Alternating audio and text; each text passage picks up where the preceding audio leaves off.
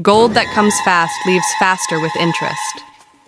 Long before the city light swallowed the stars, there was a quiet village called Asorewa, a place where the earth was red, prayers were loud, and poverty sat like an old shadow.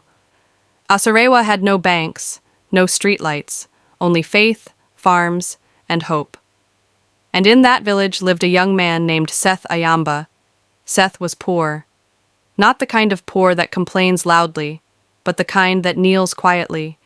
He farmed cassava by day, sang in the small church by night, and prayed with a cracked Bible whose pages smelled of smoke and rain.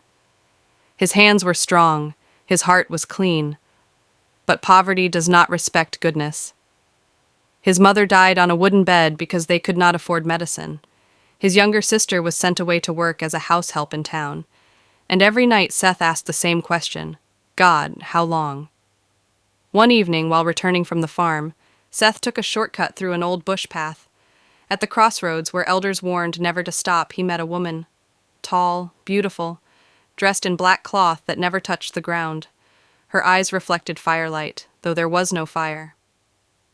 You pray too much, she said calmly. Seth froze. I can make your hands golden, she continued, but every blessing has a shadow. Seth ran. That night he fasted and prayed, but poverty whispered louder than faith. Days later, hunger pushed Seth back to the crossroads. The woman was waiting.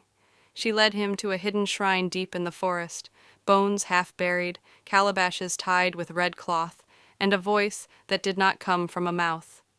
You want money, the voice said. Then you must stop pretending to be holy. Seth trembled. The price was simple, not blood at first, but obedience. He was told to leave the village, to go to the city, to forget prayers. That night, Seth left Asorewa. Accra welcomed Seth with noise, hunger, and temptation. At first he slept under bridges, then suddenly doors opened. Jobs came without interviews, money came without explanation. His hands touched cash, and it multiplied. People noticed, women noticed. One woman in particular, Lena Mensor, a married businesswoman with expensive perfumes and empty eyes. She introduced Seth to private rooms, dark deals, and fast money. Each night he grew richer. Each night his dreams grew darker. The shrine began to speak in his sleep. More, it demanded. Wealth turned Seth into something else. He wore suits, drove cars, bought silence. But the price changed. The voice demanded souls, not knives, broken homes, betrayal, corruption, seduction. Every woman he touched lost peace.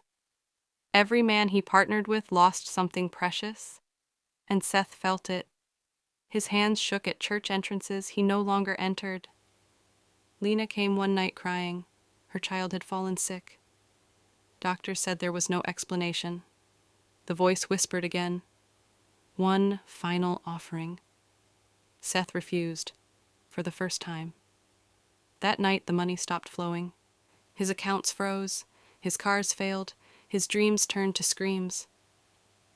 Broken, Seth returned to Asorewa. No suit, no pride, only guilt. He collapsed at the old church altar and cried until morning. The same God he abandoned listened. The village prayed for him, and slowly the voice faded, the wealth never returned. But peace did.